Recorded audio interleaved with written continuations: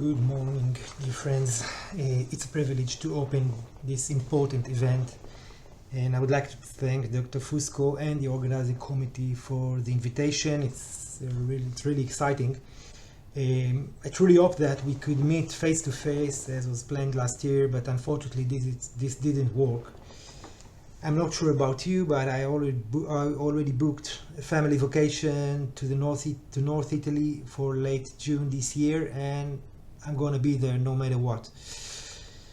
But first, let me introduce myself. My name is Noam Yarom, and I'm an oral medicine specialist from Israel. I'm the head of oral medicine unit at the Sheba Medical Center, and I'm a clinical associate professor of oral medicine at Tel Aviv University. This is the Sheba Medical Center campus. Sheba is the largest medical center in Israel and actually in the whole Middle East. And we are very proud to be recognized by Newsweek as one of the top 10 world's best hospitals 3 years in a row now. There are almost 10,000 healthcare professionals working at Sheba.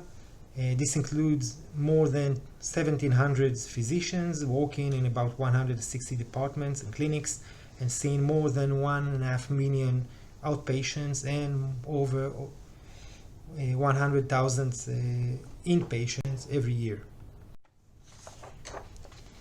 The all medicine unit at our center is growing rapidly, and we are almost 30 dental specialists and trainees, and we are still counting. We have 24 dental units and 2 GA rooms running over an area of 1,400 square meters. So you are almost welcome to visit us in Israel and at the Sheba Medical Center, of course, and of course visit the amazing city of Tel Aviv. So I was asked to give you an overview of the MASCC ISOO ASCO clinical practice guideline that was released in 2019. This would be an intro for the in-depth lecture that you will probably hear today. These guidelines summarize a 3 years joint project organized by the Multinational Association of Supportive Care in Cancer, International Society of Oral Oncology, and the American Society of Clinical Oncology. The guideline focuses on the prevention and management of MRONJ in patients with cancer who received bone modifying agents or BMAs for oncologic indications.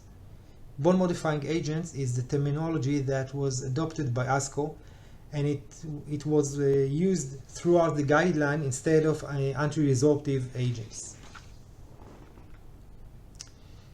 The guidelines does not addresses BMAs used for osteoporosis nor for MRONJ due to medication other than BMAs. The target population for the guideline were adult patients with cancer who received BMAs for any oncologic indication, while the main target audience were oncologists and non-dental cancer caregivers, and this reflects its content. We did our best not to use professional dental terminology and to make the guideline accessible for the non-dental community, unlike most available guidelines that were targeting mostly dentists. So throughout the guideline, the expert panel emphasizes the importance of collaboration among the cancer care team, dentists, and dental specialists. So dentists are maybe community-based or hospital-based, and are the providers who typically complete the pre-cancer therapy dental evaluation and long-term preventive management. While dental specialists, as cited in this publication, refers to dentists with expertise in the clinical management of ONJ. These individuals may be an oral medicine specialist, oral maxillofacial surgeon, a hospital dentist, a clinical oral pathologist, and periodontologist. Dental specialists have a wider understanding of BMA therapy and MRONJ. Therefore, they may deviate from the guideline while considering the risk and benefits of their action. The guidelines, for the first time in the literature, recognize the importance of this group of people.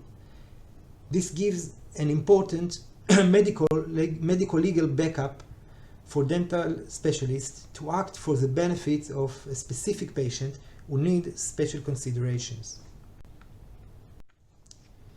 So the guideline development process included a systematic literature review, which included 132 publications, but only 10 of them were RCTs. Since the evidence were not robust, a formal consensus process was done according to ASCO methodology. An expert panel provided clinical review and interpretations, and the final guidelines was approved by the ASCO Clinical Practice Guideline Committee and the MASCC Guidelines Committee. And finally, it was published at the Journal of Clinical Oncology in July 2019. I was privileged to co-chair this multidisciplinary guidelines committee together with Charles Shapiro, a medical oncologist from Mount Sinai, New York.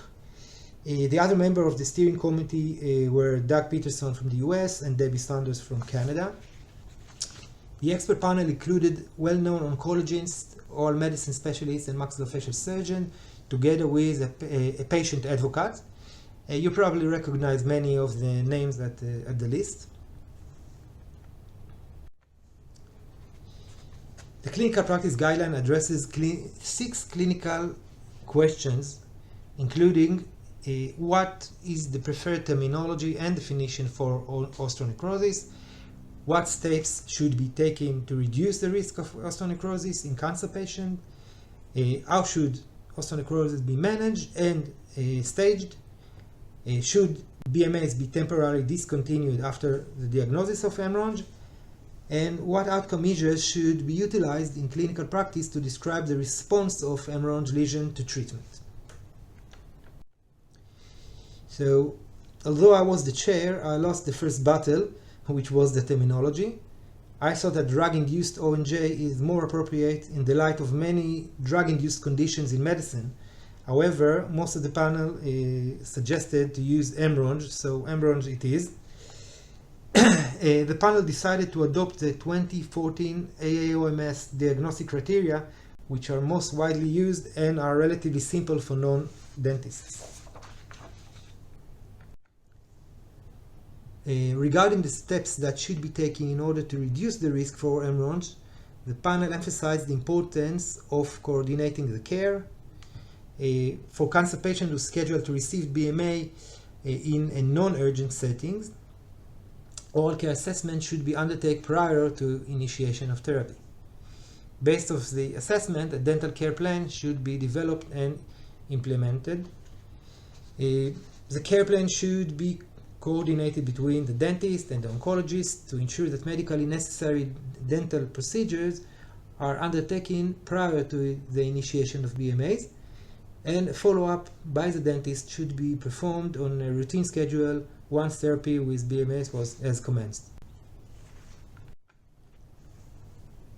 Members of the multidisciplinary team should address modifiable risk factors for ONJ with the patients as early as possible. These risk factors include poor oral health, invasive dental procedures, ill-fitting dentures, uncontrolled diabetes mellitus, and tobacco use. Elective dental alveolar surgical procedures, such as non-medically necessary extractions and dental implants, should not be performed during the active treatment therapy with BMAs. As I mentioned earlier, exceptions may be considered when a dental specialist with expertise in MRONJ has reviewed the benefit and the risk of the proposed invasive procedure with the patient and the oncology team. If dental alveolar surgery is performed, patients should be evaluated by the dental specialist on a systematic and frequently scheduled basis, like every 6 to 8 weeks, until full mucosal coverage of the surgical site has occurred. Communication with the oncologist regarding the status of healing is encouraged, particularly when considering future use of BMA. For patients with cancer who received the BMA at an oncologic dose, there is insufficient evidence to support or refute the need for discontinuation of the BMA prior to dental alveolar surgery. However, the administration of the BMA may be deferred at the discretion of the treatment physician in conjunction with discussion with the patients and the oral care provider. Regarding hemorrhage staging, the panel recommended to use a well-established staging system to quantify the severity and extent of hemorrhage and to guide management decisions. Options including the 2014 AOMS staging system, the CTC-AE version 5, and the 2017 International Task Force on ONJ staging system. It is recommended that the same system should be used throughout the patient's hemorrhage course of care. Diagnostic images was suggested only as an adjunct to those staging system, and the reason again is the target audience of the guidelines, which is oncologists that are not experienced with dental radiographs. Of course, optimally, staging should be performed by clinician experienced with the management of hemorrhage. So how should hemorrhage be managed? Conservative measures are the initial approach for hemorrhage treatment. Conservative measures may include antimicrobial mouth rinses, antibiotics if clinically indicated, effective oral hygiene, and conservative surgical interventions like removal of bony spicules or mobile sequester. Like in this case, when the sequester was mobile and it was easily been taken out, this is also considered to be conservative treatment. This is one of the many examples for successful conservative treatment. This is a slow process and the cooperation of the patient is mandatory.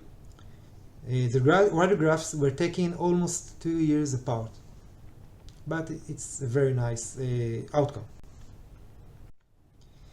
As for refractory hemorrhage, aggressive surgical intervention may be used if hemorrhage results in persistent symptoms or impact fraction despite initial conservative treatment. It is of course not recommended for asymptomatic bone exposures. In advance of the aggressive surgical intervention, the multidisciplinary care team and the patient should be thoroughly discuss the risks and benefits of the proposed intervention. In my opinion, large surgical intervention should be done only by an experienced maxillofacial surgeon who is experienced with treating hemorrhage cases. Because if something is going wrong, this might influence the patient quality of life dramatically. Here are some examples for surgical complications and failures. As far as I know, the next speaker, Dr. Otto, is very experienced with surgery in hemorrhage, and he might give his insight regarding the best surgical practice. So the next clinical question was, should BMAs be temporarily discontinued in patients with suspected or established hemorrhage? Again, there is insufficient evidence to support or refute the discontinuation of BMAs in such a case. And last, outcome measures. The panel suggested a structured system to communicate with the medical oncologist regarding the status of hemorrhage. It is based both on objective and subjective parameters. The lesion status is classified as resolved, improving, stable, or progressive. The clinical course of hemorrhage may impact local or systemic treatment decision with respect to cessation or recommencement of BMAs. The present table details the outcome scoring system. You can find it in a manuscript. In many studies, the clinical outcome of hemorrhage is based only on mucosal coverage or bone healing. We emphasize the importance of symptoms as outcome measure, especially in terminally ill cancer patients. So this was a short overview of the guideline. The full text guideline as well as a set of PowerPoint slides are available at the ASCO website free of charge. I wish I could be attend the meeting today and answer your question, but I'll be happy to answer your question by email. I wish you all a nice weekend and a fruitful meeting, and see you in Israel.